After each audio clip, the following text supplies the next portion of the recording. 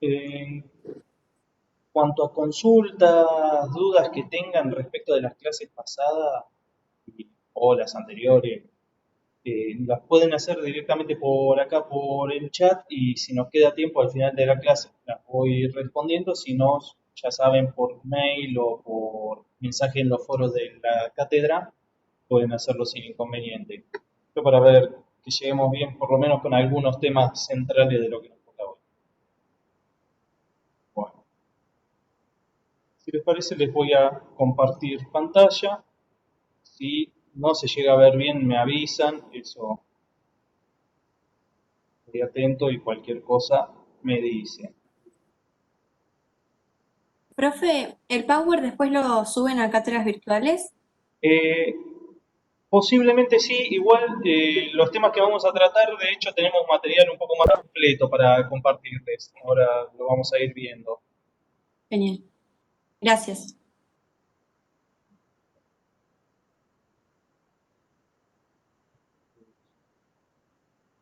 He peleado con los programas de pago, entonces estamos probando con LibreOffice.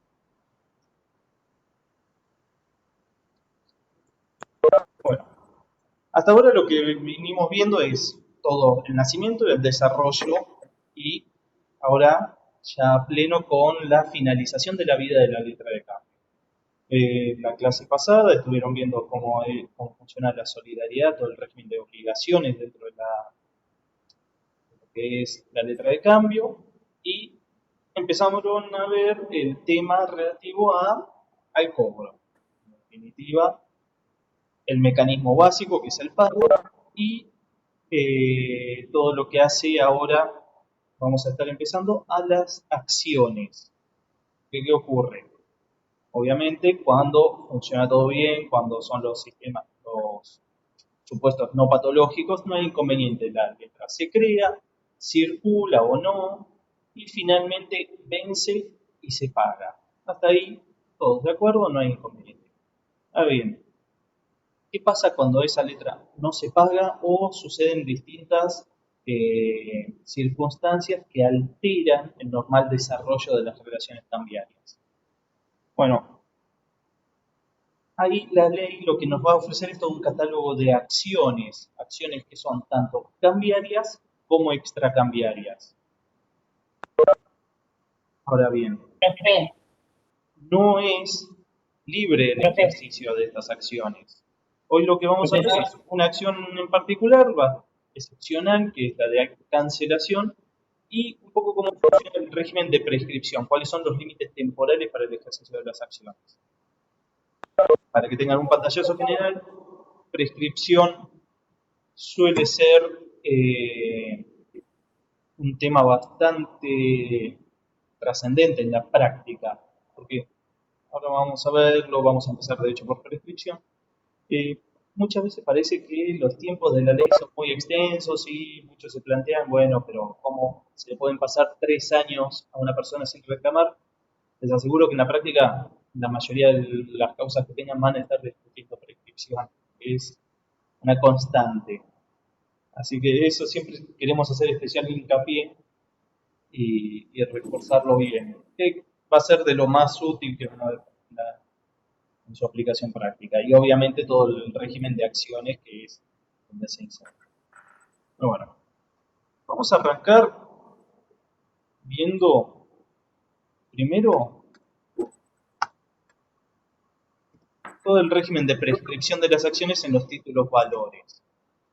Obviamente, vamos a hacer foco especial en la letra de cambio, que todo el régimen de letra de cambio ya van a ver justo en esta materia, se aplica, dice llanamente en pagaré, y termina operando un poco el subsidio de la falta de regulación específica en los títulos valores del Código Civil y Comercial. Porque hay algunos supuestos que han sido regulados en el Código Civil y Comercial, pero no todos. Entonces termina siendo una integración, tanto cuando tratamos la letra de cambio como en otros títulos valores, siempre hay que hacer una conjunción entre las normativas específicas del valor del que se trate y la normativa general que trae ahora aparejado la sanción del Código Civil y Comercial. Bien. Ahora vamos a empezar por lo básico. ¿De qué hablamos cuando hablamos de prescripción? Bueno, primero y principal, la prescripción siempre está referida a una acción judicial o a una solicitud de mediación o arbitral, pero siempre se refiere a la acción. Esto es, a la posibilidad de reclamo coactivo de un derecho.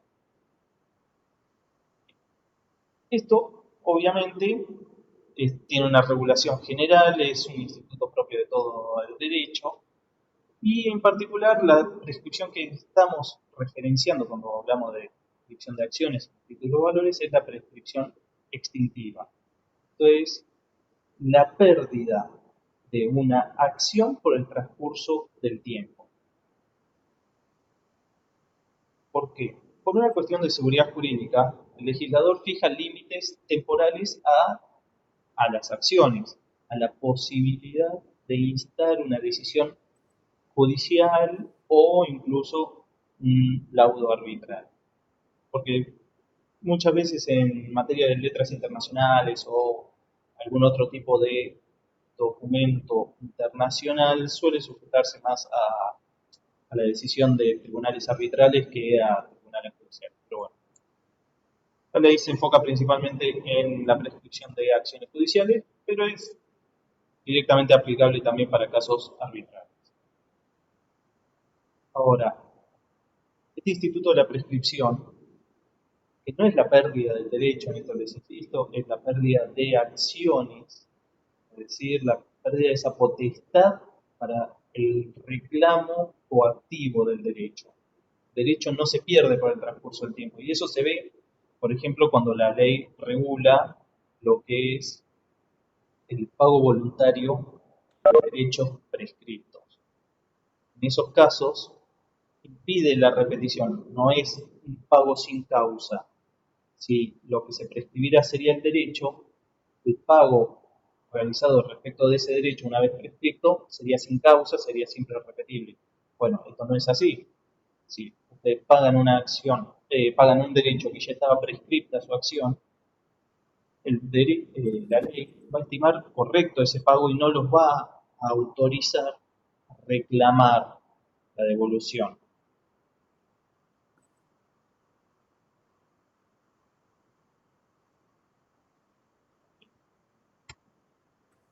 Que funcione la grabadora que está ya. No sé cómo se estará grabando, cada tanto se pausa y se reactiva. Un inconveniente de eso. Bueno, la prescripción en los títulos valores, más allá de la aplicación de algunos institutos generales y de las nociones básicas, va a tener algunas características salientes que lo diferencian un poco del ordenamiento común. Ahí se les dejaba marcado que se trata en principio de un régimen legal especial. O sea, acá la ley, el decreto ley, el letra de cambio y pagaré, nos trae normas especiales y específicas en la materia, con lo cual estas van a ser de aplicación prioritaria.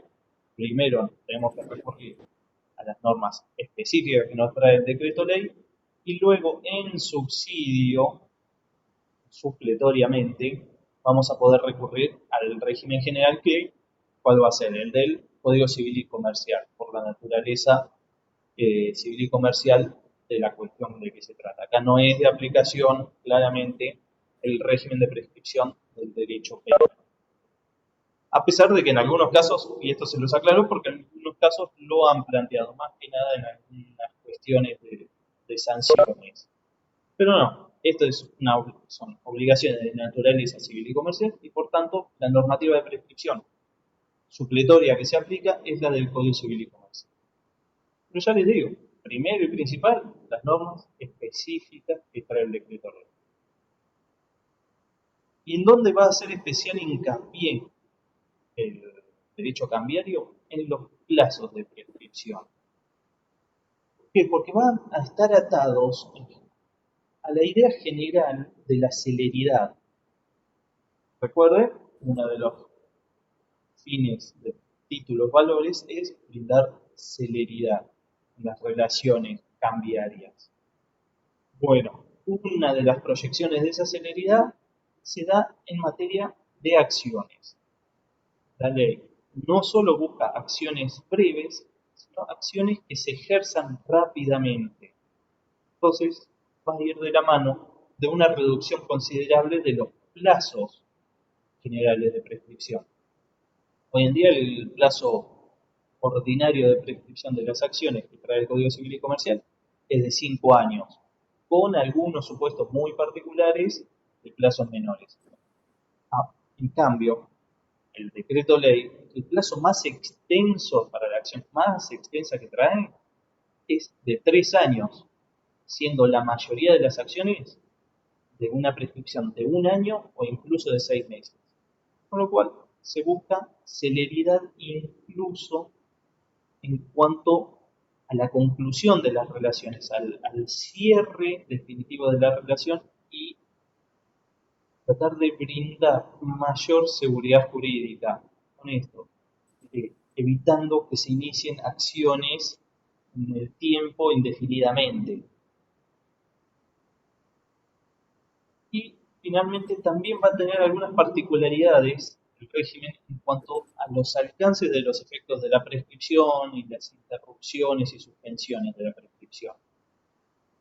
Esto producto de la autonomía de las relaciones cambiarias. Porque ¿qué pasa? En general, ya lo estuvieron viendo cuando vieron las diferencias entre la solidaridad del derecho común y la solidaridad del derecho cambiario, que si bien en derecho cambiario estamos frente a supuestos de obligados solidarios respecto de las deudas que surgen de letras de cambio, pagaré, esta solidaridad no es la del derecho común, sino que es una solidaridad alterada, afectada por las características del derecho cambiario y en particular por la autonomía del derecho. Entonces, ¿qué ocurre? Esta autonomía de las relaciones cambiarias va a proyectar también sus alcances sobre los efectos de la prescripción y sobre los efectos de los distintos institutos que están vinculados a la prescripción de los títulos valores. Ahora bien, la regulación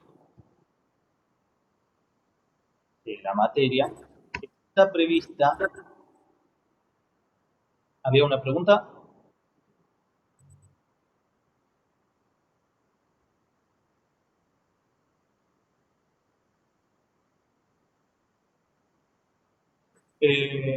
Como les decía, la regulación en el decreto ley la van a encontrar en los artículos 96 y 97. ¿Qué les va a establecer el artículo 96? En definitiva, lo que les decía, los plazos especiales que se prevén para las distintas acciones que trae el ordenamiento cambiario. Desde ya les aclaro una cosa que van a ver en la próxima clase, que es que van a encontrarse con acciones cambiarias, que son los mecanismos de reclamo judicial de naturaleza íntegramente cambiaria, esto es, que dependen única y exclusivamente de la relación cambiaria, y por otro lado van a tener acciones extracambiarias, esto es, mecanismos, procedimientos judiciales que no se fundan exclusiva y excluyentemente en la letra, sino que van a estar afectados por otro tipo de relaciones, ya sea por las relaciones causales, por relaciones que sean consecuencia de la letra, pero que no se limiten solamente a la letra. Nos van a entender mejor la próxima clase, pero sepan distinguir esto. Hay acciones cambiarias, que son las específicas y excluyentes del derecho cambiario, y que solo se fundan en la letra y lo que surja de la letra. Y acciones extracambiarias, que si bien van a estar influidas por la letra de cambio, o el pagaré, van a estar también influenciadas, afectadas o dependientes de otras relaciones. Ahí vamos a encontrar que hay acciones causales, que son las que se basan en la relación subyacente, en la relación causal, Va a haber acciones de contribución, que son aquellas que dependen de las relaciones entre obligados cambiarios, esto es, entre colibradores, cogirados o avalistas. Las relaciones internas se van a regir o se van a reclamar por acciones extracambiarias, porque no dependen únicamente de la letra. Y también hay una acción residual, que es de enriquecimiento, que también excede directamente a los términos de la letra, que justamente se basa en la falta de acciones de otro tipo. Pero bueno, los plazos de prescripción que nos va a regular primero la activa cambiaria son los específicos de las acciones cambiarias. Y ahí, la primera que nos va a designar es la acción directa. Cuando habla de acción emergente de la letra de cambio contra el aceptante, esto es la acción cambiaria que se ejerce contra el principal obligado cambiario, contra el aceptante o bien contra su avalista. No nos olvidemos que el avalista ocupa la misma posición cambiaria a los efectos de las acciones que su avalado. El avalista del aceptante responde en los mismos términos que el aceptante, entonces también se ejerce contra él una acción directa. Bueno, esta acción directa, que es la principal y la más importante que trae la letra de cambio, va a prescribir a los 3 años contados desde la fecha de vencimiento. Ahora bien, distinto es el supuesto de las acciones que se ejercen contra los restantes obligados cambiarios. Esto es, las acciones que se ejercen contra el librador o los endosantes o los avalistas del librador o endosantes. Esta acción, que es la acción de regreso, se va a prescribir al año, pero ya no desde el vencimiento propiamente, sino que acá va a depender. Si estamos frente a una letra en la que no es necesario levantar protesto, sí el plazo se va a computar desde el vencimiento, pero si se tratara de una letra donde es necesario el levantamiento de protesto, en esos casos el plazo este de un año se va a contar desde que se formaliza el protesto. Es decir, puede haber alguna diferencia en general de 1 o 2 días, no más que eso. Pero 1 o 2 días que les aseguro que en muchos casos va a ser trascendente. Pero bueno, entonces, acción de regreso contra endosante, contra el librador, contra los avalistas del endosante y el librador. Prescripción de un año desde que se levantó protesto o desde el vencimiento en las letras que no hay que levantar protesto. La aclaración en cuanto a los casos de protesto mediante notificación postal no los tengan en cuenta. ¿Por qué? Porque como ya habrán visto al ver protesto, no es un instituto que haya sido reglamentado hasta la fecha. Y la otra acción cambiaria que va a regular también va a tener un plazo distinto y es la acción de reembolso. El reembolso es la acción que ejerce un obligado de regreso, es decir, la acción que ejerce o bien el endosante o el librador que pagaron. Esto presupone que al vencimiento de la letra alguien pagó, pero alguien que no era el aceptante, es decir, que no era el principal obligado cambiario, porque si paga el aceptante, ¿qué pasa? Se extingue la relación cambiaria. Acá pagó alguien cuyo pago no extingue la relación cambiaria. ¿Y qué hace la ley? Le da a su vez una acción. Obviamente, la acción directa contra el aceptante o el avalista del aceptante.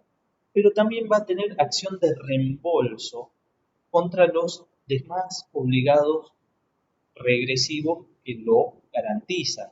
Es decir, si pagó el tercer endosante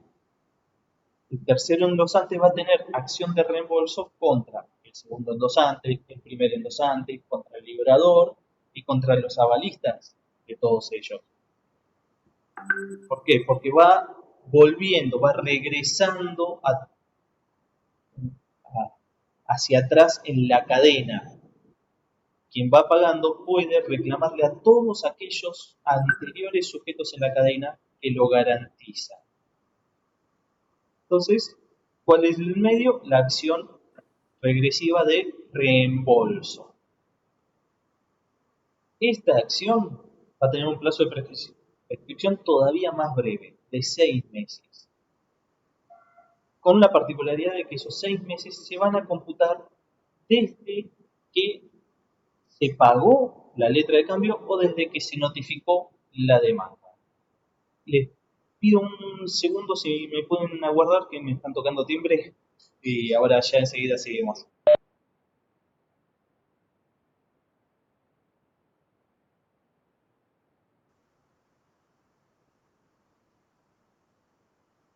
Como les decía,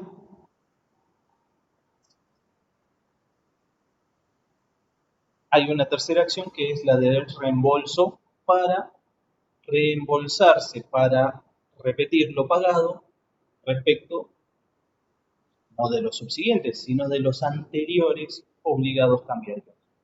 Quien pagó puede reclamar a aquellos que a él lo garantizan la devolución del importe que pagó. Los detalles de estas acciones, ahí veo algunas consultas, eh, los van a ver la clase que viene, bien en detalle con el titular, no va a haber inconveniente.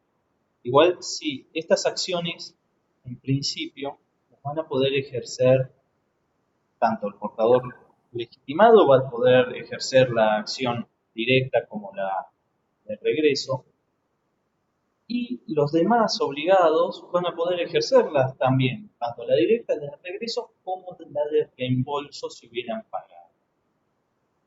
Obviamente la de reembolso solo un obligado cambiario puede ejercerla, porque presupone el pago de la letra. El portador legitimado es la única acción que no va a tener porque él no paga la letra, solamente la cobra. Bien. El plazo es muy reducido, son solo 6 meses y fíjense que ya no se computa desde el vencimiento ni desde el protejo. Se va a computar este plazo de 6 meses desde que el obligado que la ejerce pagó o se le notificó la demanda. No es desde el inicio de una demanda, sino desde la notificación de la demanda. ¿Mm? Es bastante particular la forma de cómputo. Porque acá, ¿qué pasa? Supongamos que se contaran los 6 meses desde el vencimiento de la letra. Puede suceder que para cuando pague ya hayan transcurrido los 6 meses. Entonces sería totalmente injusto, quedaría sin una acción de reembolso. Por eso lo encadena al efectivo pago o al requerimiento judicial de pago, la notificación de demanda. Por eso también el abreviado de 6 meses. ¿Qué pasa? Esa abreviación puede no implicar demasiada celeridad, porque imagínense, portador legitimado se presenta ante su endosante, le requiere el pago, el endosante paga. Se inicia el cómputo de los 6 meses. Dentro de esos 6 meses, supongamos, el tercer endosante inicia juicio contra el segundo endosante. Ahí el segundo endosante inicia acción también de reembolso contra el primer endosante y el primer endosante acción de reembolso contra el librador. Y así, fíjense cómo ese plazo de 6 meses, que parece tan breve, en realidad puede incluso suponer años, justamente porque por el dies a quo, el día de inicio del cómputo. Como depende de un hecho futuro, puede verse postergado indefinidamente. Puede ser que les caigan con acciones de regreso incluso 1 o 2 años después de vencida la letra. Por eso, ojo con ese plazo, que si bien parece breve, justamente por la forma de computarlo, puede extenderse considerablemente. Bien, esas son las acciones cambiarias. Acción directa, 3 años desde el vencimiento, la acción de regreso es de 1 año desde el vencimiento o desde protesto, y la acción de reembolso, que también es regresiva. Van a ver que muchos autores la llaman acción regresiva de reembolso, que es un plazo de prescripción de 6 meses desde el día en que se pagó o desde que se notificó la demanda que motiva ese reembolso. Ahora bien, la ley también les va a regular el plazo de prescripción respecto de una acción extracambiaria, pero que nace exclusivamente del ordenamiento cambiario. Eso es bastante particular, es la acción de enriquecimiento. ¿Qué ocurre? La acción de enriquecimiento es una acción regulada por el decreto ley de letra de cambio. Sin embargo, no es una acción cambiaria. ¿Por qué? Porque no se va a fundar en la letra de cambio exclusiva y excluyentemente, sino que va a depender de otros hechos. Es más, el principal hecho del que va a depender va a ser la pérdida de acciones. Porque, ¿qué pasa? La acción de enriquecimiento, lo van a ver en la próxima clase, es una acción residual, para cuando no queda ningún otro recurso cambiario o extracambiario, ninguna acción cambiaria ni extracambiaria para percibir el monto de la letra. Entonces, ¿qué habilita la ley? A iniciar una acción que lo único que tiende es a evitar un perjuicio sin causa, un enriquecimiento sin causa en cabeza de un sujeto y un juicio sin causa en cabeza de quien pagó o de quien se vio perjudicado por la letra. Ahora bien, esta acción que es residual va a tener también un plazo breve de 1 año, pero con una particularidad en cuanto al inicio del cómputo del plazo, que es desde la pérdida de la acción cambiaria que dice la ley.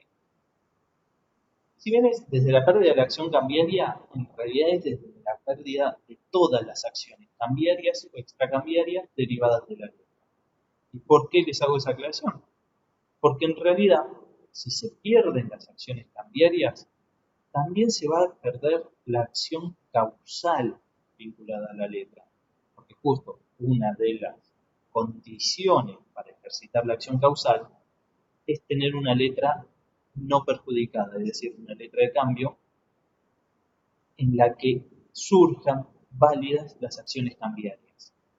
Si no hay acción cambiaria, tampoco hay acción causal. Por eso, la acción de enriquecimiento va a empezar a prescribir una vez que se pierde la acción cambiaria y consecuentemente también la acción causal. Eso no va a tener ninguna acción derivada de esa letra de cambio, y a partir de ahí va a tener un plazo muy reducido de 1 año para ejercitar la acción de enriquecimiento. La acción de enriquecimiento, que ya les digo, junto con las demás, la van a ver en la clase próxima. Pero bueno, y acá tenemos el cuadro sintético de plazos y forma de cómputo.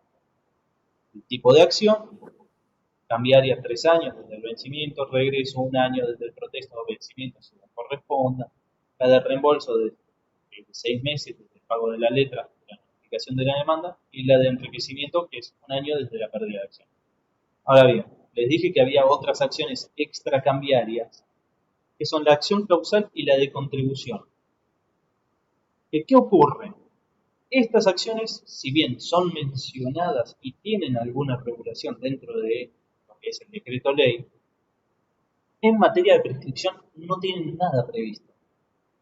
¿Por qué? Porque es imposible que el legislador cambiario previera todas las acciones causales y todas las acciones de contribución que puede llegar a haber.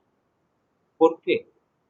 Porque la acción causal es la acción judicial que nace de la relación jurídica subyacente a la letra de cambio.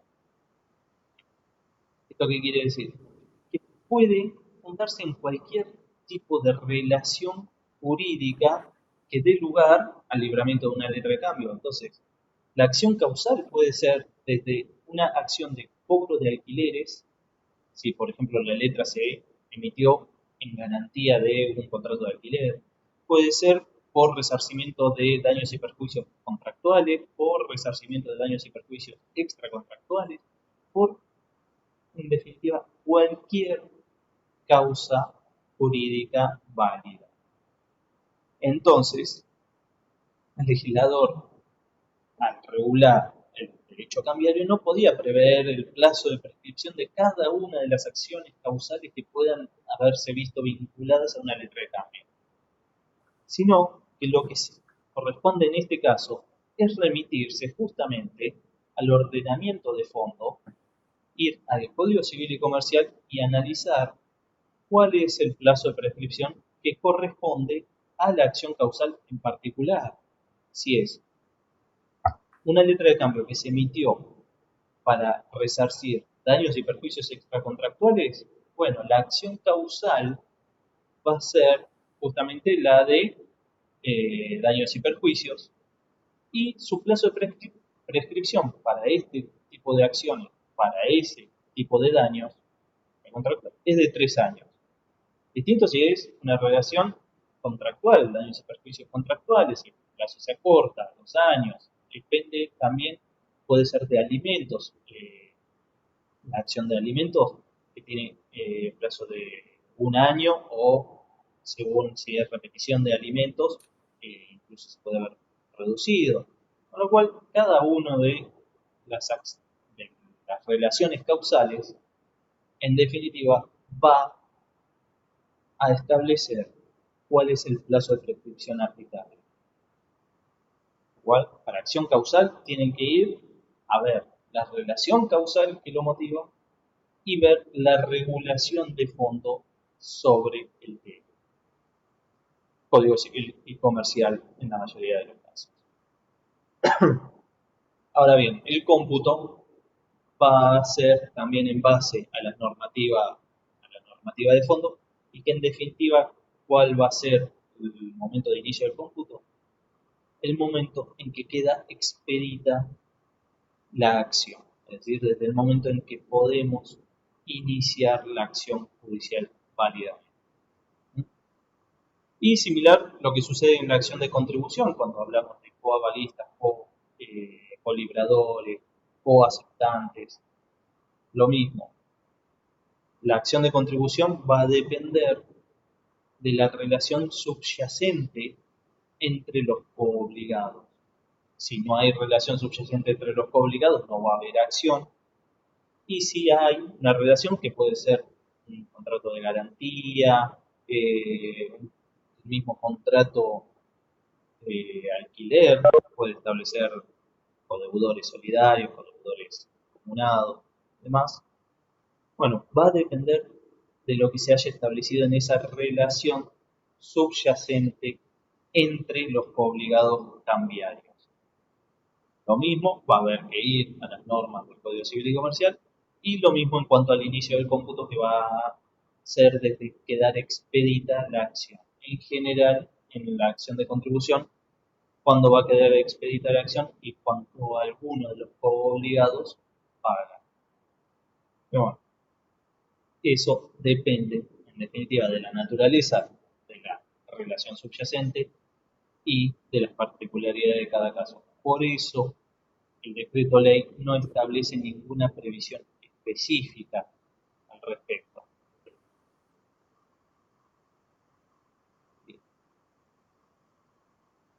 Perdón, me escuchaba una pregunta. ¿Me Sí, escuchás? sí, sí, sí. Ah, bueno, no, con respecto a la de contribución es el artículo 59 y reembolso artículo 54, ¿no? Del decreto. La regulación, sí, sí. Sí, no, eso Bien, igual no se preocupen que lo van a ver la próxima clase.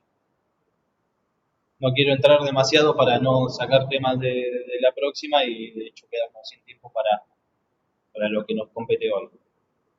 bien, gracias. Bien. Ahora bien, lo que la ley prevé son plazos de prescripción. Ahora, los plazos de prescripción pueden verse afectados en su cómputo. ¿Por qué? Por supuesto, de suspensión o interrupción del cómputo. En esto, la ley, en cuanto a los efectos y las causales de interrupción y suspensión, no innova. El decreto ley no los va a tratar esto, solamente va a modificar un poco los alcances de los efectos, pero no el efecto en sí. ¿De qué hablamos de interrupción de la prescripción? Son aquellos supuestos donde, empezado el cómputo del plazo por algún suceso sobreviniente taxativamente enumerado en la ley, el lapso se considera como no sucedido. Lo ya transcurrido se tiene por no pasado y se inicia un cómputo nuevo. ¿Cuáles son las causales? El reconocimiento de deuda, una petición efectuada en sede judicial y la solicitud de arbitraje. El solicitud de arbitraje básicamente es, como les dije, un supuesto donde se sustituye la petición judicial. Petición judicial que hoy ya no es solamente la demanda, sino que en el Código Civil y Comercial se amplió este concepto para tratar otros casos de peticiones hechas en sede judicial que evidencian la intención de cobro, pero que quizá no se traducen en una demanda de cobro. Por eso, el concepto más amplio de petición judicial. Pero bueno, estos casos, ¿qué suponen? Que el reconocimiento de la deuda, la formulación de una petición judicial o una solicitud de arbitraje respecto de una de las obligaciones va a hacer que el plazo y tiempo de prescripción que haya sucedido hasta el reconocimiento, hasta la formulación de la petición, hasta la solicitud del arbitraje, se considere como no sucedido, es decir, se borra. Y esto implica que cesa de haber prescripción, deja de operar la prescripción. No, inmediatamente de borrado lo ya transcurrido, se inicia un nuevo cómputo del plazo por el total. Así, si por ejemplo, en una letra de cambio pasaron 2 años desde el vencimiento y no se inicia la demanda judicial, supongamos el aceptante formula un reconocimiento expreso de la deuda. O sea, no la paga, pero reconoce que lo adeuda. Bueno, a partir de ese reconocimiento, que tiene que reunir todas las características que diga la ley, bueno, tema aparte, no vamos a entrar tanto en interrupción, si no, no terminamos más. Todo el tiempo, esos 2 años que ya habían transcurrido, se van a borrar. Y a partir del reconocimiento de la deuda va a empezar un cómputo otra vez de cero del plazo. Es decir, acá estábamos hablando de la acción directa porque era el aceptante el que reconoce la deuda. Bueno, se va a empezar a contar otra vez el plazo de 3 años. Ojo, y esto es una aclaración que a veces no se hace hincapié, pero la interrupción y la suspensión operan siempre y cuando no haya ocurrido la prescripción. Esto es, podemos interrumpir o suspender el plazo mientras esté computando. Por ejemplo, un reconocimiento de deuda ocurrido en el año 4 desde el vencimiento de la letra no va a interrumpir la prescripción. ¿Por qué? Porque la prescripción ya está cumplida. No podemos interrumpir aquello que ya se agotó. Podrá implicar una renuncia a la prescripción, ese es otro tema, pero no va a ser una interrupción y súper discutido en sede judicial. La mayoría entiende que no. Los supuestos de interrupción no pueden operar como renuncias de prescripción ya pasada. Pero bueno, esto se nos aclaró porque muchas veces se ve en la práctica ese error y es interesante tenerlo presente. Otra pregunta. Sí. Otra pregunta. ¿Esta prescripción beneficia a todos o solamente al que la interpone? Ahí eso lo vamos a ver cuando veamos los efectos. Vamos a terminar de ver interrupción, suspensión, porque se les aplican los mismos alcances, los mismos efectos en cuanto a los sujetos. Y ahora lo vemos. Pero sí es muy importante esa pregunta para ver bien las diferencias con el Código Civil y Comercial. Ok, gracias. Además de la interrupción, vamos a tener supuestos de suspensión de la prescripción, del cómputo del tiempo, que a diferencia de la interrupción no borran lo ya pasado, sino que simplemente van a establecer un lapso durante el cual la prescripción no va a computar. Es decir, como establece el Código Civil y Comercial, detiene el cómputo del tiempo por el plazo que dura la suspensión, pero aprovecha el tiempo ya transcurrido hasta que empezó la suspensión. Es decir, lo anterior es válido y simplemente se detiene mientras dure la suspensión.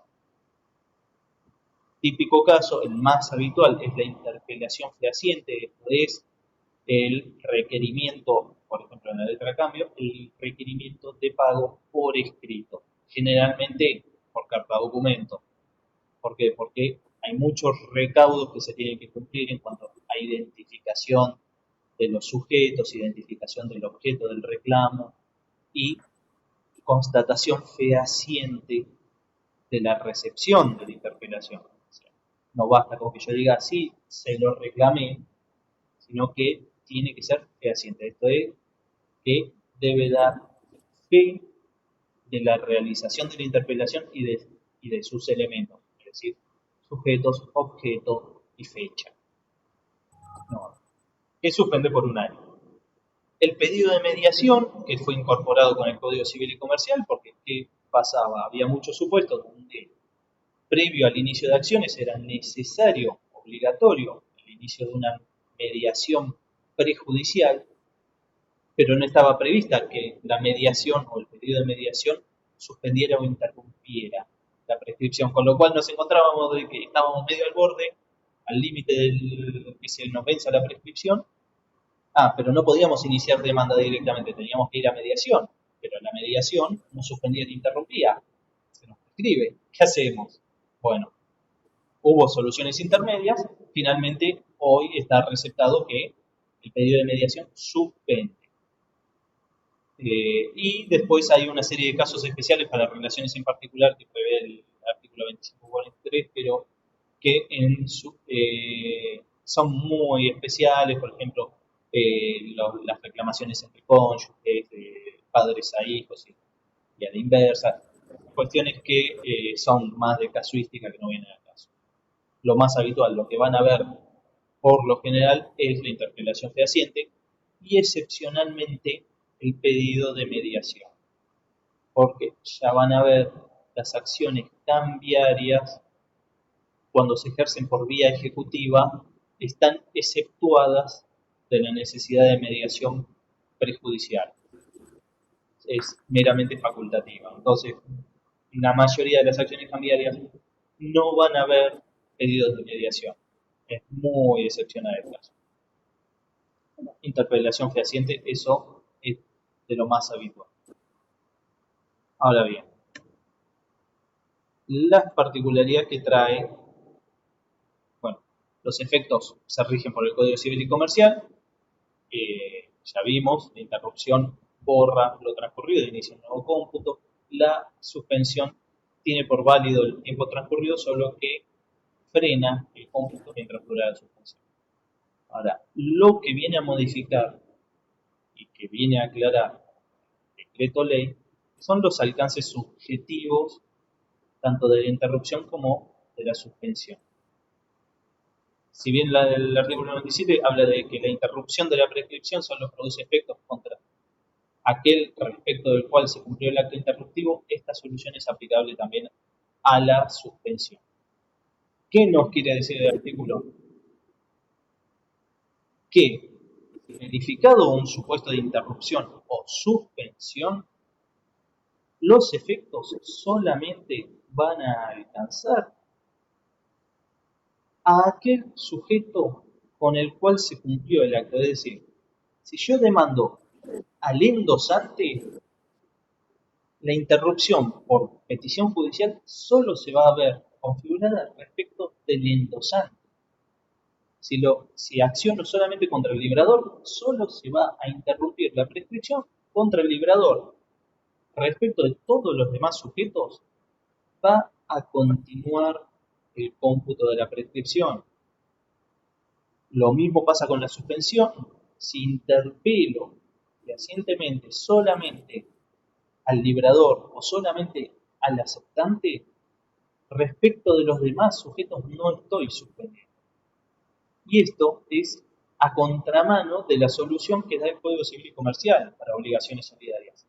Las obligaciones solidarias del derecho común, la solidaridad del derecho común, la prescripción y su interrupción y suspensión perjudica y beneficia a todos los solidarios, beneficia a todos los acreedores solidarios y perjudica a todos los deudores solidarios. Esto es, si interrumpo respecto de un solo deudor, interrumpo respecto de todos los deudores.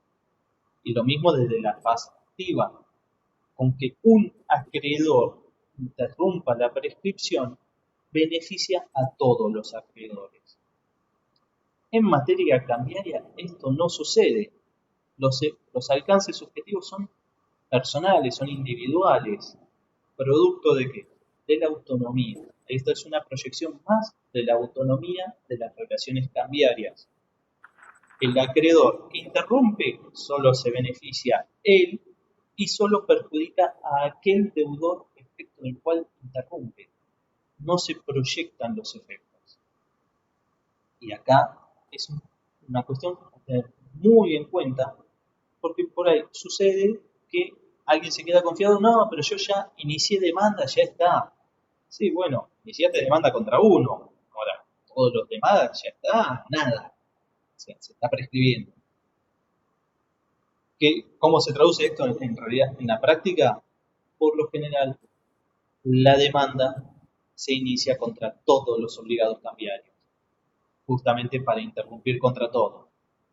Después habrá tiempo de desistir respecto de alguno o no, pero inicialmente una buena práctica es iniciar la demanda contra todos, para asegurarnos, para interrumpir la prescripción respecto a todo. Esto principalmente si están jugados con el plazo. Les va a pasar más de lo que creen. Es lo más habitual que les traigan títulos que están prescritos o próximos a prescribir. ¿Por qué? ¿Qué les puede pasar? Una letra de cambio no aceptada. ¿Qué pasa con una letra de cambio no aceptada? No tenemos aceptante. Y si no tenemos aceptante, no tenemos acción directa. Si no tenemos acción directa, la única que nos va a quedar es la de regreso. La de regreso prescribe al año. El año es muy poco tiempo, se los aseguro.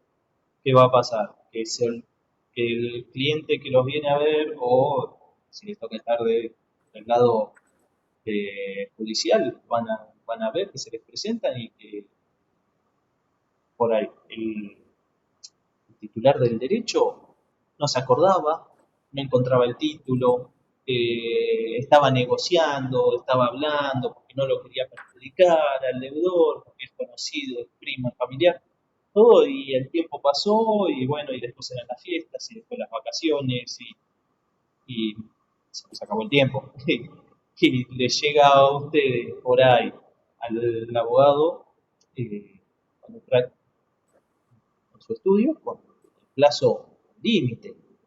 Y ustedes tienen que salir a hacer una demanda en 2 días para meterla como sea. O por ahí ven y todavía no habían interpelado, bueno, hacen una carta de documento rápida. El tema es que si es un obligado, bárbaro. Si son 10 obligados cambiarios que hay que interpelar, son 10 cartas de documento. Y no es gratis de hacer. Entonces, empieza todo un juego delicado de costos, tiempos y demás, que hay que estar muy atento. Por eso también hago mucho hincapié en esto. La mayoría de los títulos que me han tocado ejecutar han estado al borde de la prescripción y algunos prescriptos y a discutir y otros que ni se podían prescribir, ni se podían discutir y directamente así como llegaron, devolverlos. Pero esto es un punto de debate constante. Debe ser una de las excepciones más habituales y de hecho una de las que más procede, porque ni siquiera inhabilidad de título, ¿qué pasa? Es la otra más habitual. ¿Por qué? Por la cantidad de recaudos formales que tiene la letra de cambio. Cumplir con todos los recaudos al pie de la letra como exige la ley, que la cadena de endosos esté impecable, que esté todo debidamente literalizado en el título, muchas veces no pasa. Y muchas veces da lugar a una excepción de inhabilidad de título, que ese título no es hábil para ejecutarse. En la práctica muchas de esas falencias son salvables, o por lo menos la jurisprudencia puede morigerarlas un poco. Ahora, con la prescripción no, con la prescripción es bastante tajante la solución y los juzgados no extienden los plazos por analogía, lo tienen prohibido, con lo cual, si el título está prescripto, seguramente del otro lado se pongan la excepción y seguramente se la ganen, con lo cual es quizá donde más atención hay que prestar. Perdón, una pregunta. Sí. ¿La inhabilidad de título procede como acción o como excepción en el Como Ejecutivo? excepción. Ah, bien, gracias. La prescripción, si bien, y una aclaración, la prescripción, si bien puede darse como acción o como excepción, la realidad es que en un título de crédito sería extrañísimo, si es que alguna vez ha sucedido, es extrañísimo que se inste como acción. Siempre va a oponerse como excepción, generalmente como excepción de pronunciamiento previo en el caso de que se vaya por una vía ordinaria o como excepción eh, de fondo en cuanto a acciones ejecutivas, que ya van a ver la diferencia entre lo que es el objeto de la pretensión y el carril procesal a través del que se ejercita. Y te hago otra con respecto a un chico que preguntó en el chat acá para matar la ansiedad. Ante el girado, no acepta, tengo la acción directa, acción de regreso. Yo elijo qué acción hago, la puedo hacer las dos a la vez. Bien, No se puede las dos a la vez, ¿no? ahí vamos, mañana, la semana que viene va a estar todo aclarado, pero bueno, si el girado no acepta, no hay acción directa, desde el vamos, es así de sencillo. No, quiero decir, aceptó parcialmente, quiero decir. Si aceptó parcialmente, bueno, ahí ya tenemos un problema práctico, porque ¿qué ocurre? Respecto del aceptante parcial o de la balista parcial, vamos a tener una discrepancia de monto respecto de otros obligados.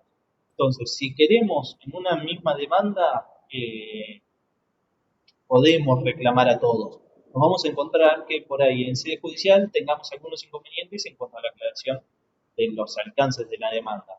En alguna jurisdicción han considerado que no se puede reclamar en un mismo proceso distintos montos a distintos sujetos. En general, si no me equivoco, en Provincia de Buenos Aires hay algún antecedente que lo han admitido. Pero Bien, bien, ahí entendí. Entonces querría decir que yo podría demandar en forma acción de regreso, pero en forma subsidiaria demando la directa. no, en general, sacando los supuestos de monto de gente, no hay inconveniente en que ustedes acumulen acciones cambiarias y Ah, tampoco bien. acumulen obligados demandados. Es más, muchos juzgados tienen por práctica intimar a integrar la litis. Más allá de lo criticable desde el jurismo procesal, que no pueden obligar a demandar, lo cierto es que en la práctica es conveniente. O sea, eh, conveniente en una fase de economía procesal incluso, porque imagínense si tenemos una acción ejecutiva respecto de un obligado de regreso, esa no prospera, iniciamos otra, esa prospera, bueno, el obligado que pagó inicia otra, se hace un encadenado de demandas que no es útil. Pero bueno, no hay inconveniente en hacerlo, es más, algunos juzgados tienden a preferirlo que la demanda se integre contra todos los obligados cambiarios. No Bien, pueden gracias. obligar, pero pasa. Obviamente, siempre y cuando no esté nada prescrito y demás. Y todo esto es importante que lo sepan más que nada para el momento de hacer la demanda, contestar la demanda o resolverlo. Pero muchas veces en casos que no son conflictivos, lo cierto es que no son conflictivos en cuanto a que si bien no se pagó, es clara la existencia de la obligación y demás. Pero en la mayoría de los casos no van a ver muy distinguido ni en las demandas, ni en las contestaciones, y no hay muchas resoluciones, esta diferencia entre acción directa y acción regresiva. Es un poco vicio de la práctica que se trata de simplificar un poco, pero hay casos que puede ser muy determinante, más que nada en los supuestos de caducidad de acciones. Pero bueno, temas que van a ver con el titular la próxima clase, no quiero meterme más todavía de lo que ya estoy metiéndome con las dos pies. Bueno, Y pero, viste, mientras uno vas leyendo, viste, te aparecen dudas. Al no, menos a sí, mí me está mata la ansiedad, perfecto. viste. A mí me mata la ansiedad. Para aclarar. Bien. ¿Alguna duda alguien de tema de prescripción? ¿Se entendió? Por cierto, el PowerPoint seguramente ahora corrige un par de errores de tipeo que iba viendo y lo subamos, pero además vamos a estar subiendo otro material que es mucho más completo en cuanto a acciones, que no solo abarca prescripción y que incluye bien todo el detalle de cada una de las acciones para que les pueda servir para estudiar.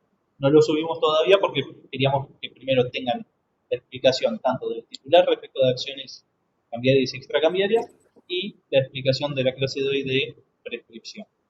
Así después pueden entender el cuadro que les vamos a compartir en cátedra virtual. Pero ya la semana que viene lo vamos a estar subiendo todo, eso no se preocupe.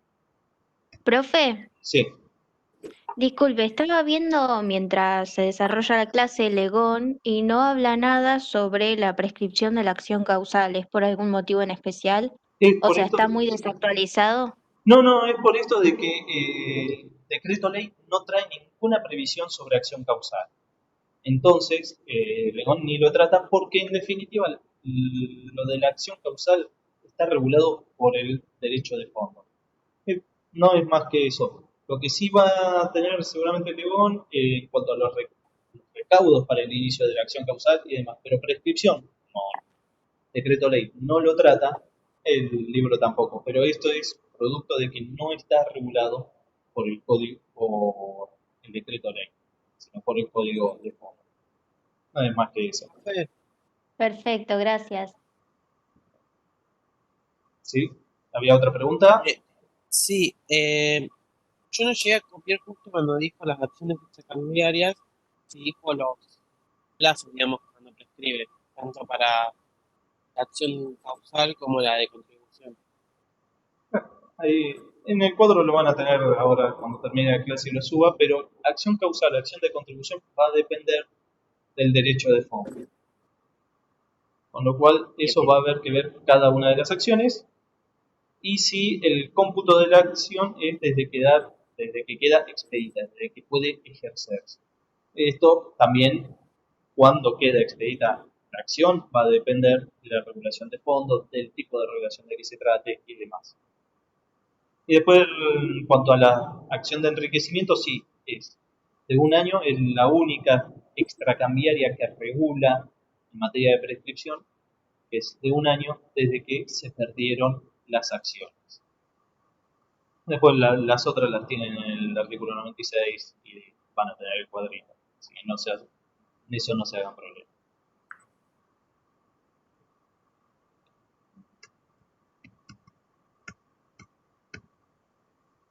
El otro tema que tenemos para hoy es, si me permiten la definición, el divertidísimo tema de la cancelación de los títulos valores. Es una acción más que regula el decreto ley. Vamos a hacer hincapié especialmente en cancelación de la letra de cambio. ¿Y por qué les hago esta aclaración? Porque el decreto ley de letra de cambio trae todo un régimen para la acción de cancelación propio y específico, que se aplica a letra de cambio y a pagaré. El Código Civil y Comercial, con la regulación general de los títulos valores, también trajo una regulación general de la cancelación. cancelación no solo de los títulos, sino de los libros de registro y de los títulos en serie, con lo cual es bastante más extenso, mucho más complejo, pero que en líneas generales sigue muy parecido al régimen de la letra de cambio.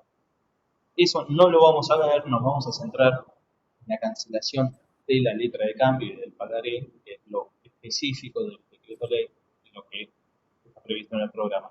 Lo otro es para casos específicos si se diera la necesidad. Pero a los fines de la cátedra, de la cursada, eh, vamos a ver letra de cambio.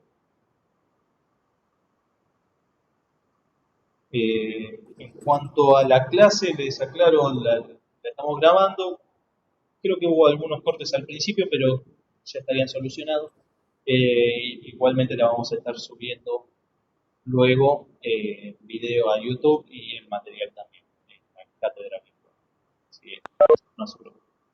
Bien. Cancelación de los títulos valores. Como les decía, la cancelación es un procedimiento judicial y extracambiario que tiene una particularidad respecto de las acciones que veníamos mencionando. ¿Por qué? Las llamadas acciones cambiarias y acciones extracambiarias, que solemos hacer referencia, lo que persiguen, en definitiva, es el cobro, ya sea el cobro del valor que emerge del título, o el cobro de lo pagado, o la percepción de las sumas que surjan de las relaciones subyacentes. Ahora, la cancelación no apunta justamente al cobro de nada. La cancelación es un proceso bastante especial, bastante particular, y que se torna necesario su previsión en materia específica de los títulos valores, y que es una derivación inversa de la teoría de la incorporación. Esto ya algo habíamos anticipado cuando hablamos de la incorporación, de la relación entre documento y derecho. Vamos a retomarlo, diciendo que, como recordarán, en un título cartular tenemos dos elementos. Tenemos un documento y un derecho, que se dice que se incorpora el derecho al documento. ¿Para qué? Para poder darle una regulación similar a la de las cosas muebles, para facilitar la circulación, para conseguir los fines de seguridad, certeza y celeridad. Ahora bien, también les habíamos aclarado en su momento que más allá de esta incorporación y la interdependencia que puede existir entre los dos elementos, el derecho y el documento, y si bien el derecho se materializa en el documento, igual no pierden su individualidad. El documento y el derecho siguen existiendo, pero interdependientes, interconectados. Y acá, cuando vemos cancelación, vemos la importancia de esa individualidad de los documentos y los derechos. ¿Por qué? Porque la cancelación lo que va a tender es justamente a lograr que esos elementos, ese derecho incorporado al documento, se desincorpore, es decir, se desvincule el derecho del documento. ¿Por qué?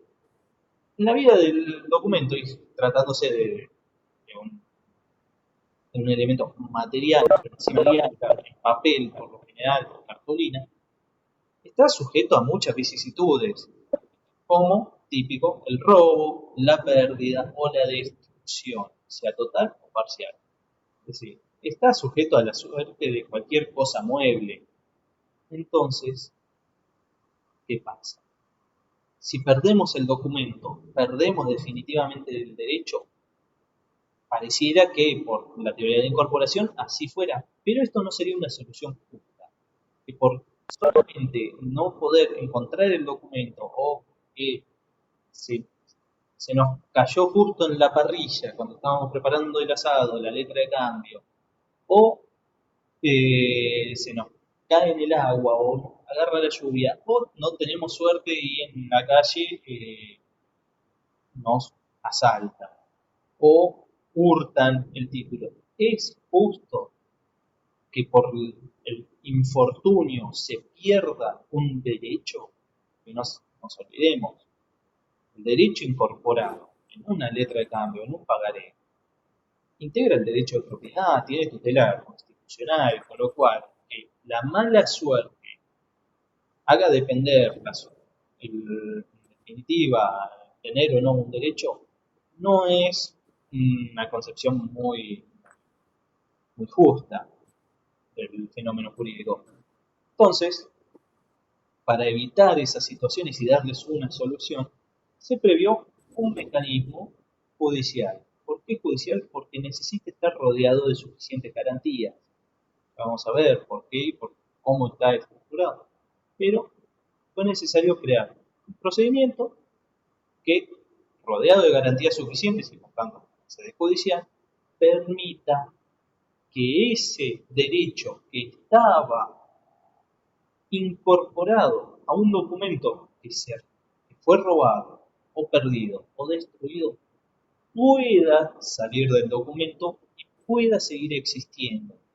¿Para qué? Para que se permita a la persona que era la portadora de ese documento que pueda volver a ejercerlo sin necesidad del documento.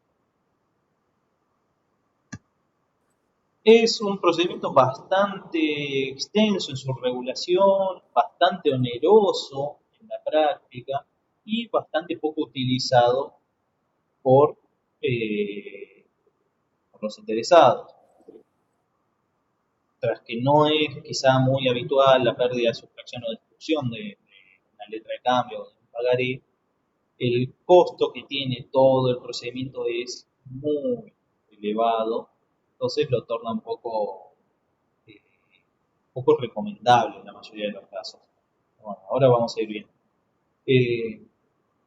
Lo que tienen que tener en cuenta, primeramente, que este procedimiento va a tener dos etapas, ambas judiciales.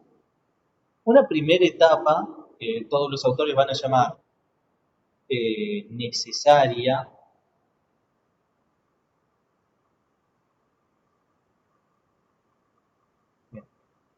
acá preguntan por qué es extracambiaria si se refiere exclusivamente al título.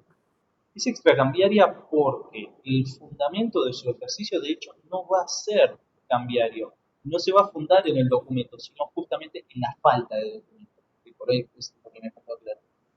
Es extracambiaria porque las cambiarias son aquellas que se fundan exclusiva y exclusivamente en el documento y cuya principal condición de procedencia y admisibilidad va a ser la presentación del documento. Acá estamos en el supuesto exacto inverso, donde no tenemos el documento y donde justamente nos vamos a fundar ya no en el título que o se perdió, o se robó, o se destruyó, sino en el derecho en forma pura. Y vamos a tener que fundarlo en cuestiones y circunstancias que resultan ajenas al documento. O sea, justamente acá lo que no tenemos es un documento cambiario, sino tenemos un derecho que estamos tratando de ejercitar sin el documento y que va a fundarse en hechos y pruebas externa al documento. Bien, como les decía, instado ante sede judicial va a tener una etapa primera necesaria que no va a tener sustanciación, es decir, que va a ser de naturaleza voluntaria, que no va a haber traslado de demanda ni va a haber contraparte, es a solo pedido del pretenso portador. Y una segunda etapa que va a ser eventual, que es donde se va a producir, en su caso, la sustanciación del proceso, es decir, la presentación de terceros o de interesados. pero esa segunda etapa puede o no darse en la práctica.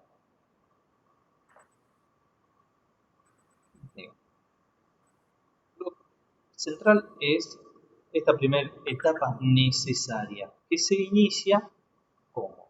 Mediante una demanda.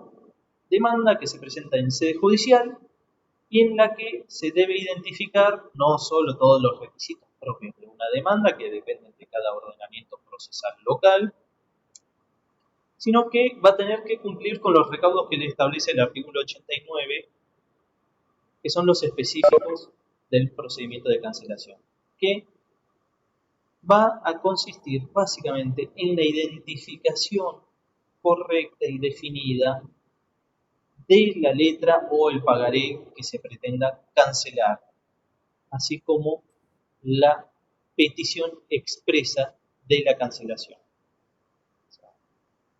Todo el proceso de cancelación se va a iniciar con una demanda que va a identificar el sujeto que va a pedir la cancelación de la letra o el pagaré de que se trate y que va a tener que identificar lo más detalladamente posible cuál es la letra o pagaré que se pretende cancelar. Porque recuerden, acá no tenemos el documento. O sea, siempre parten de la base que el documento no está. Y acá estamos pidiendo que un juez se expida sobre un documento que no está. Con lo cual hay que reforzar todo lo que se pueda el detalle de los hechos y el derecho que se invoca. Obviamente, con eso no va a alcanzar. Además, ¿qué se va a tener que identificar? ¿Qué sucedió con ese documento? Es decir, relatar los hechos lo más detalladamente posible. Identificar si se trató de una pérdida, de una sustracción o de una destrucción. Si fue sustracción, robo, seguramente haya habido denuncia policial o ante fiscal de turno, y acompañar toda la documentación que se pueda que dé cuenta de la veracidad de lo que se afirma. O sea, que dé cuenta de que quien reclama era portador legitimado de un documento, de que ese documento existía, cuál es la relación en la que se fundaba, no porque sea una condición absoluta de admisibilidad de la demanda, sino porque va a contribuir a la procedencia. Entonces, si bien no es necesario para instar la acción todo el relato de los hechos y de la causa de origen, sí va a favorecer las posibilidades de que obtengan una sentencia favorable. ¿Y quién es el mayor interesado en obtener una sentencia favorable? Quien la presenta esta demanda. Por lo cual es en su propio interés aportar todos los elementos, todos los requisitos que le pide la ley y más. Recuerden que el momento de la demanda, de presentar la demanda, es el momento de ofrecer toda la prueba y de acompañar toda la documentación con que cuenten. Porque quizá ustedes no tengan ya el documento, pero tengan documentación que acredite que ustedes tenían ese documento. Por ejemplo, si se trata de una letra de cambio que garantizaba un contrato de alquiler, pueden acompañar el contrato de alquiler donde figure que se iba a entregar una letra de cambio o pagaré. Y así, según cada circunstancia, acreditan lo más posible todos los hechos vinculados, tanto con la existencia del título, como así también con la pérdida, sustracción o destrucción del título. No interesa a los fines de la presentación de esta demanda y de su progreso la culpa o no de quien se presenta. No hay acá impedimento de alegar la propia culpa. Sí, y la tenía en el bolsillo, la saqué para ver la letra y se me voló con el viento. Sí, no hay problema, o sea, no es lo más afortunado, si se quiere, pero no impide que se presente la demanda. Lo mismo si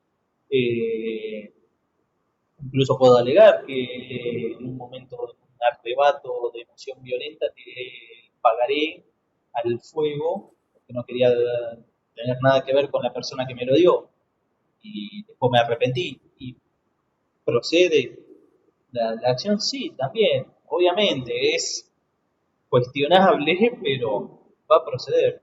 ¿Por qué? Porque mientras acrediten la condición de portador legitimado y la existencia del título, no importa cuál ha sido la causal de pérdida, sustracción o destrucción.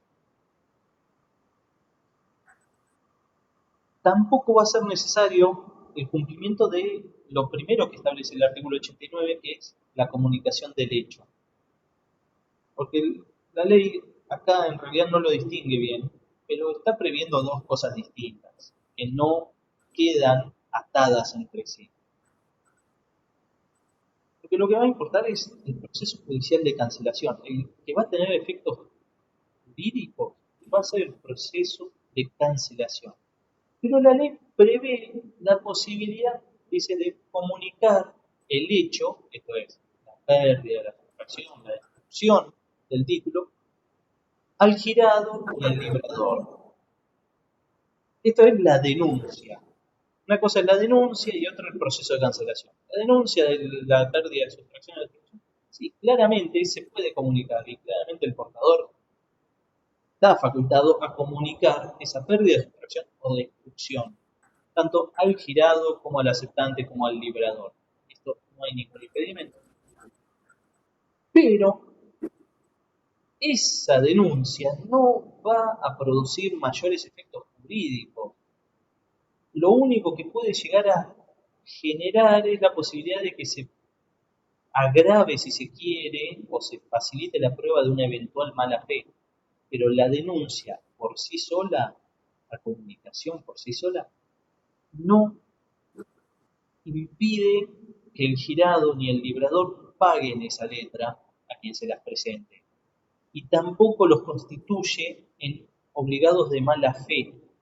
No genera ese efecto.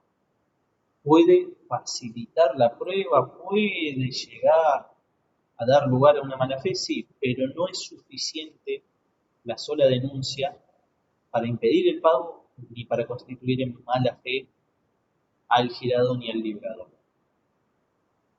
Lo único que produce efectos plenos jurídicos que quita eficacia al título es el procedimiento de cancelación una vez concluido el mismo. Bueno, ahí la ley le fija dónde puede presentarse el proceso de cancelación, dónde puede iniciarse. Él pone en cabeza del pretenso portador la elección, que va a poder elegir entre el juez de su domicilio, es decir, el juez del domicilio del portador que está denunciando, que está impulsando la cancelación, o el lugar donde la letra debe pagarse. ¿Qué les va a decir todos los autores?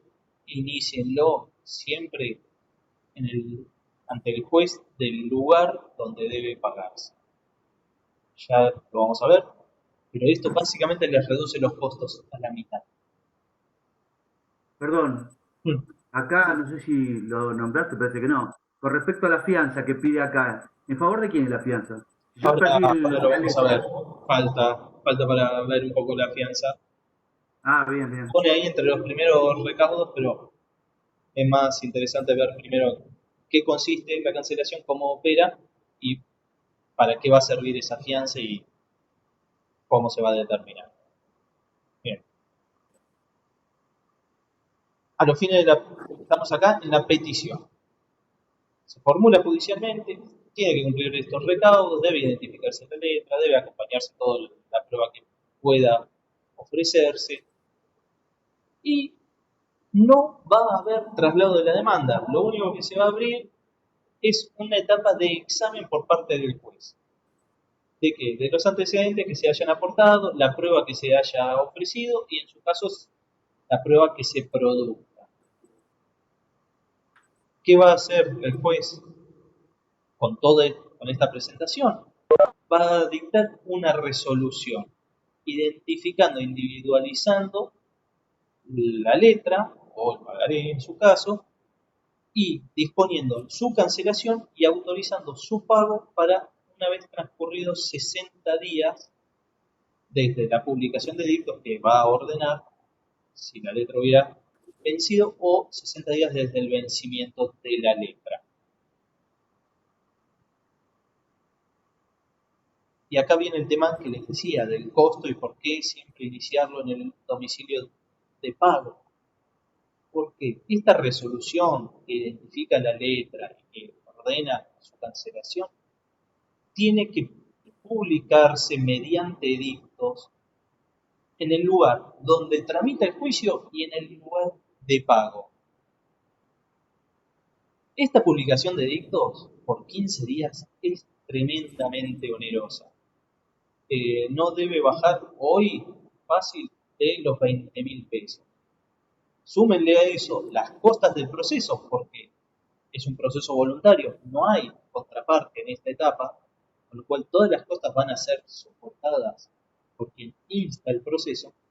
Súmenle el gasto de los edictos al gasto de letrado, tasas de justicia, impuestos de sello si corresponde y demás, tienen un proceso muy oneroso. Imagínense que por un pagaré de 20.000, 30.000 pesos no se van a gastar 50.000 pesos en publicación de edictos y abogados. No tendría sentido. Por eso, un proceso bastante excepcional, es muy costoso.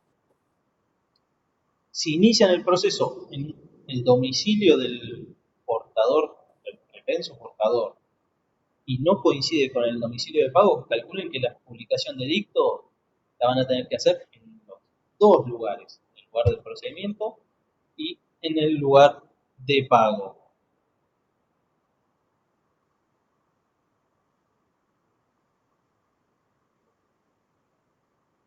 Con lo cual se duplicaría todavía este costo que es el más grande que tiene el proceso. Ustedes calculen que esta es una legislación del año 63, que en su momento fue bastante positiva, porque antes las publicaciones de edictos que se preveían eran de 30 días. Reducirlo a 15 ya era un avance. Hoy en día esto ha quedado desfasado. Aparte, ha quedado desfasado con la realidad social, económica y tecnológica.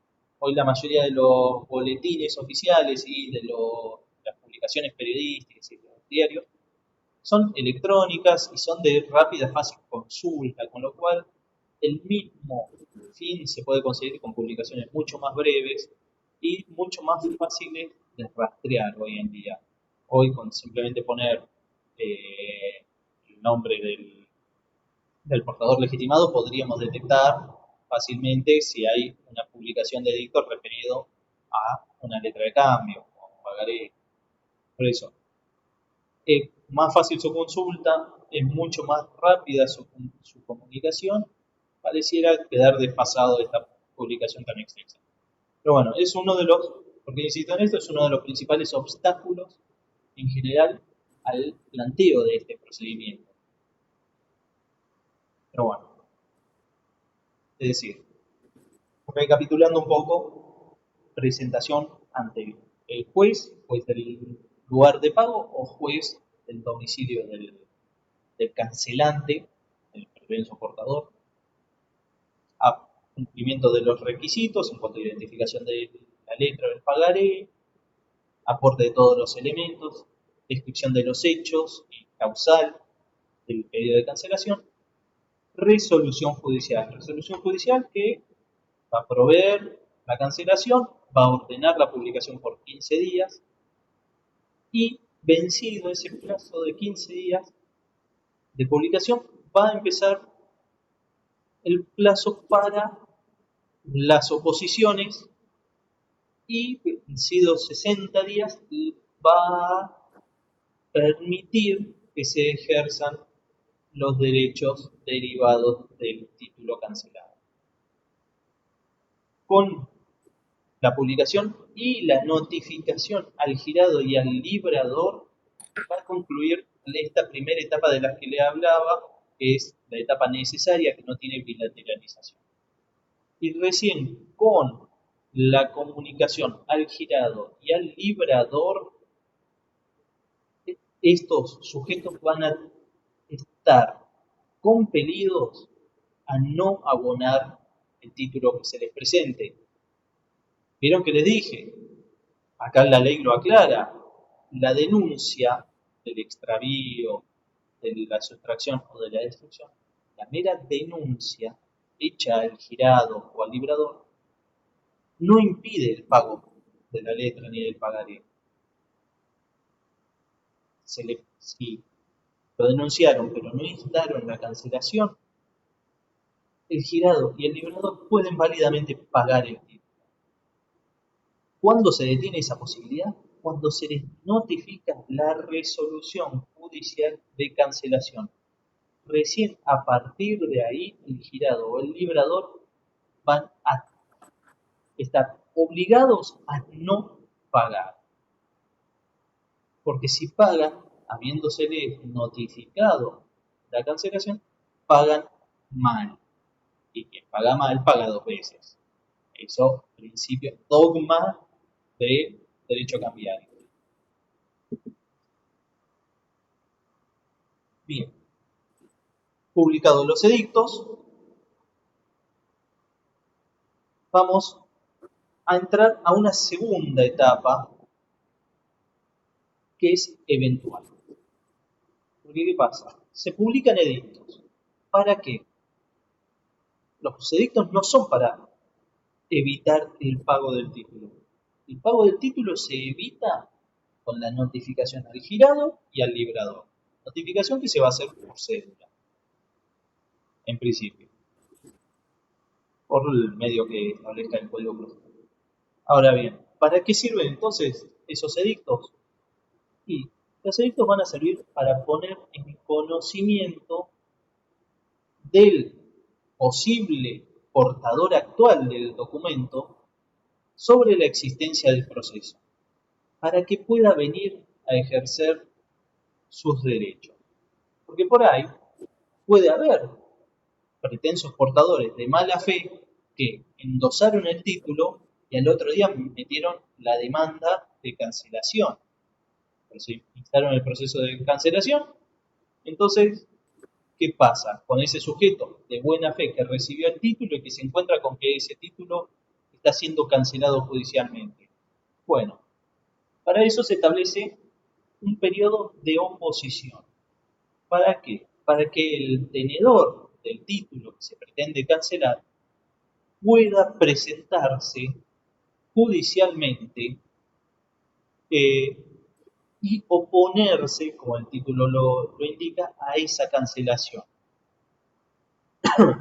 Esto lo va a poder hacer cualquier obligado cambiario, el tenedor actual, y también incluso podría presentarse el girado y el librado. Pero bueno, el principal interesado acá va a ser el actual tenedor del título, que va a presentarse para fundar que el título no está extraviado, no está desposeído ni destruido. Obviamente, lo más fácil de desacreditar es la destrucción del título. ¿Por qué? Porque se evidencia con el mero acompañamiento del título que se suponía destruido. Con acompañarlo se desarticula esa denuncia de destrucción. Más difícil y más sujeto a prueba van a ser los otros supuestos, cuando se alegue la pérdida o la sustracción del título. ¿Por qué? Porque el tenedor, si bien no es recaudo que acredite su buena fe, sí va a ser en su propio interés aportar todos los elementos que acrediten cómo ese título llegó a su poder y que el mismo ha sido de buena fe. El tenedor que se presenta a oponerse sea de buena fe. Bueno, esta segunda etapa, si bien no tiene un trámite establecido, va a tener, obviamente, una etapa de bilateralización, una etapa de producción de prueba y finalmente una resolución judicial que se expida sobre la oposición. Si, obviamente, recepta la oposición, va a rechazar la cancelación del título, las cosas van a ser a cargo, obviamente, del cancelante, y el título va a recobrar su eficacia.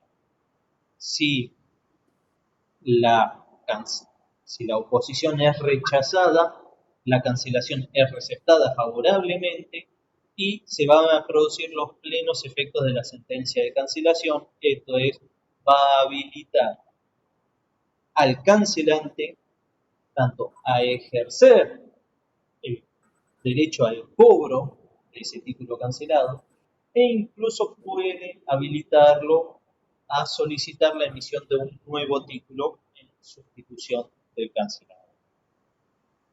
Ahora bien, ¿qué pasa durante todo el tiempo que insume el trámite de cancelación y la etapa de oposición? Bueno, durante ese lapso, el artículo 91 habilita a ejercer todos los actos que tiendan a la conservación de los derechos al oponente, ¿no?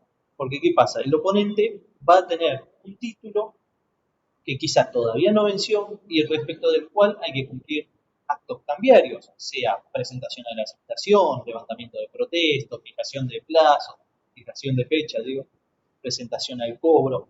Bueno, todos esos actos son necesarios realizarlos, con lo cual el artículo 91 lo que va a establecer en definitiva es la legitimación del oponente para poder realizarlo. ¿Para qué? Para que no se vea perjudicado, porque después, el día de mañana, le sale una sentencia favorable, se cae el pedido de cancelación y él se queda con un título que en definitiva no sirve para nada porque como no lo presentó a la aceptación, no lo presentó al pago, perdió las acciones.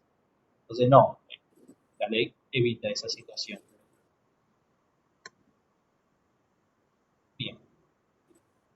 Transcurrido el término, para las oposiciones, si no se dedujeron oposiciones o rechazada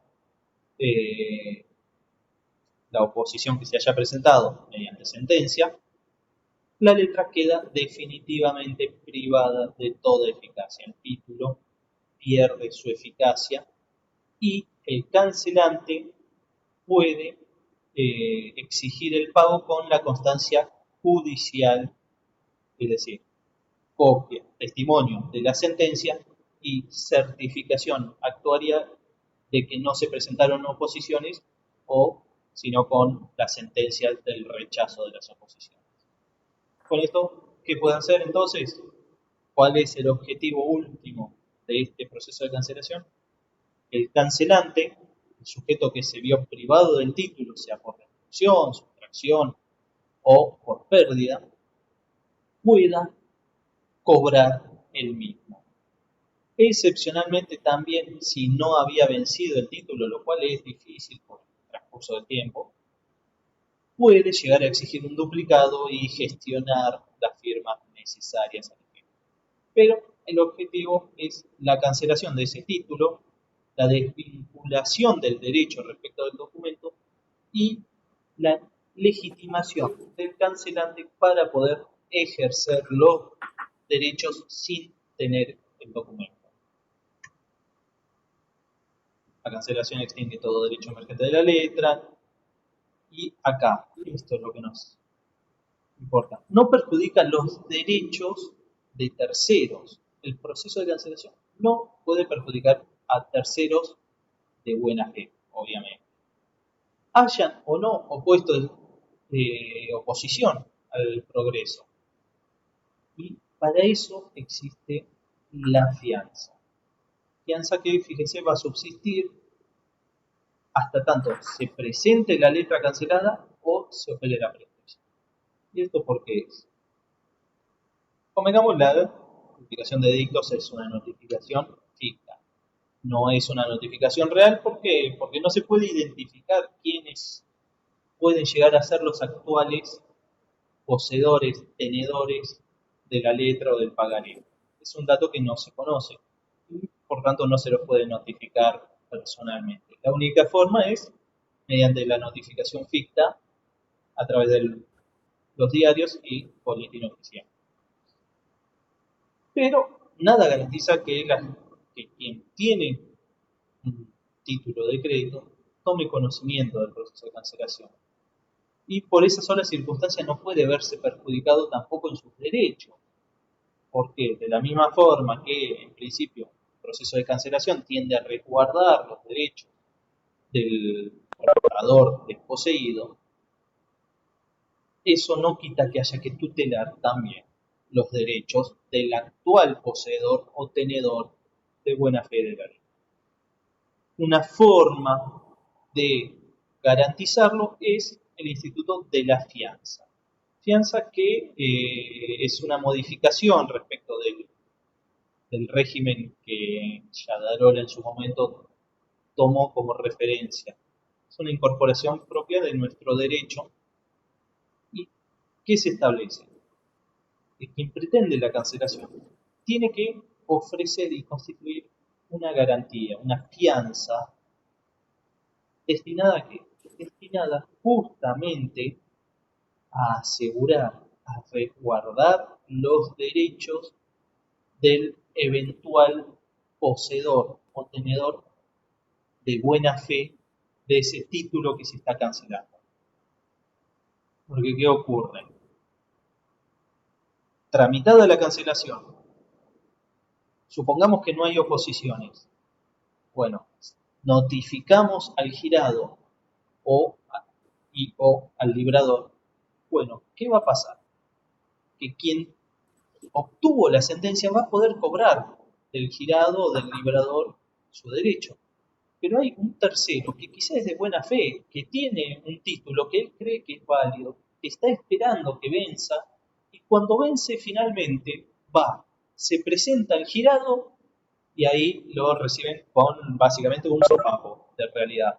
Porque le van a mostrar la cédula y la sentencia donde dice que ese título que él tiene y que lo obtuvo de buena fe, no lo puede cobrar, porque fue privado de efectos en una causa donde él no fue parte.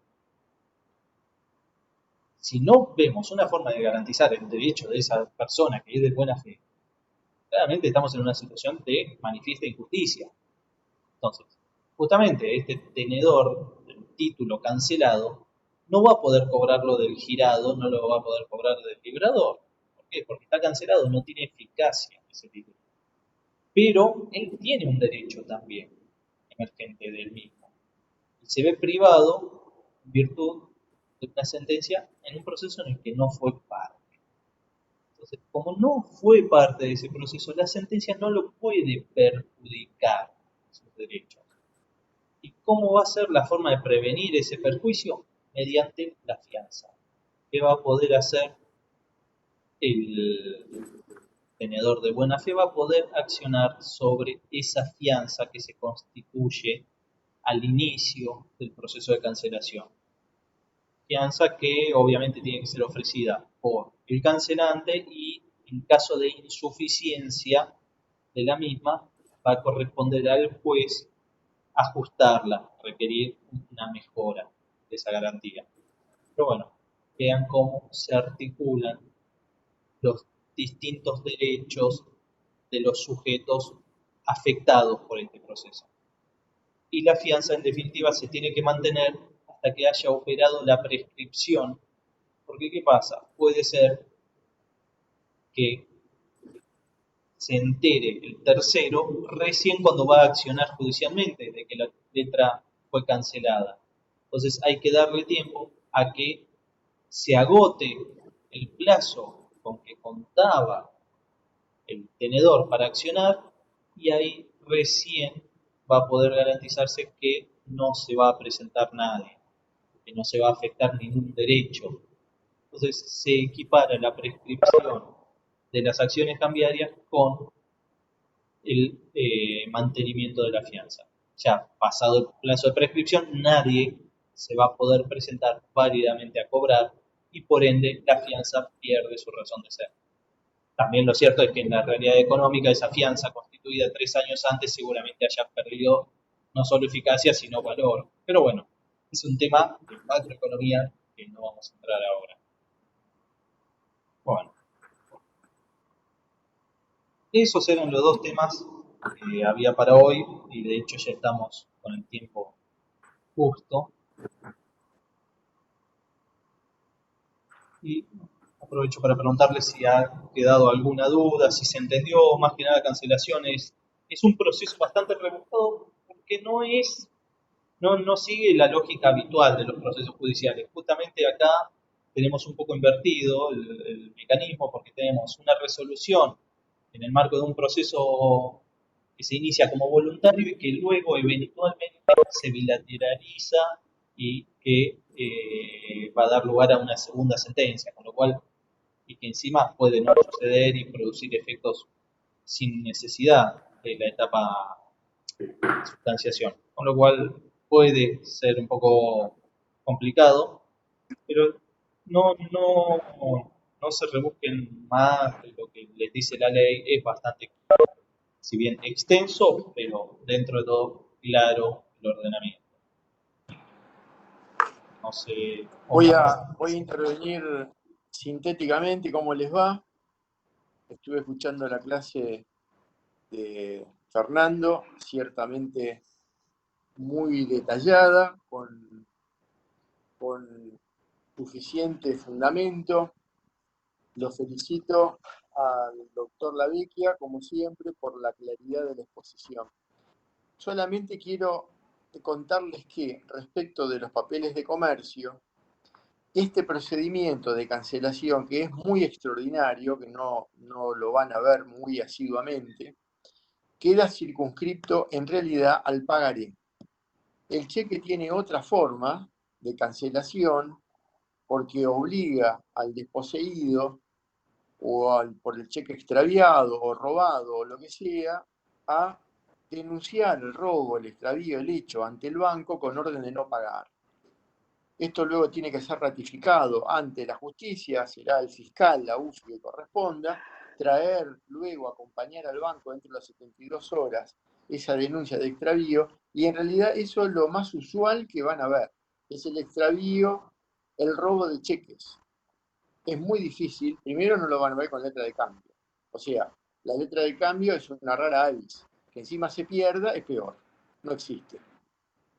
Que se pierda un pagaré o que se robe un pagaré es bastante inusual, pero se pierden y se roban y se extravían y se lavan muchos cheques.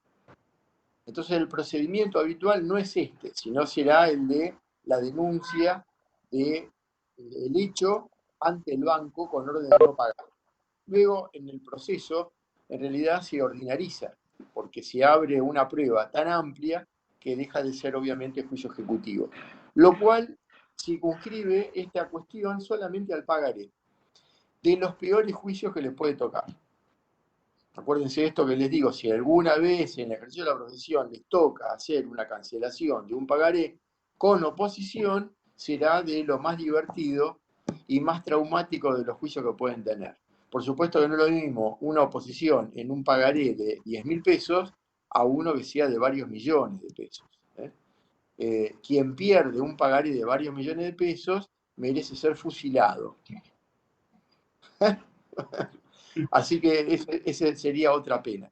No creo que lo vean, no creo que sea un tema de mucha actualidad, pero como está dentro del programa, siempre decimos que a pesar de que tenemos cuestiones que no son muy habituales, la desarrollamos por el eventual ejercicio en la profesión. Así que este era el comentario que quería hacer. Los dejamos tranquilos y nos vemos el miércoles que viene.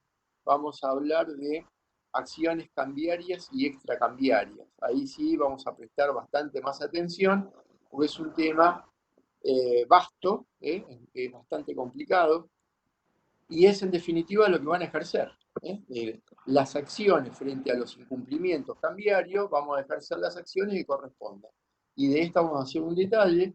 Hay trabajos que están dentro de la página de la cátedra, hay unas fichas ciertamente antiguas, pero de plena vigencia, que las hizo el doctor Lavigne, el ex titular de la Cátedra 1, que nosotros utilizamos como guía permanente para poder desarrollar el tema. Sugiero que la vayan leyendo, así vamos adelantando el tema en cuestión.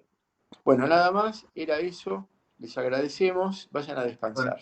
Gracias, buenas tardes. Nos vemos. Chao. Hasta luego. Chao, chao.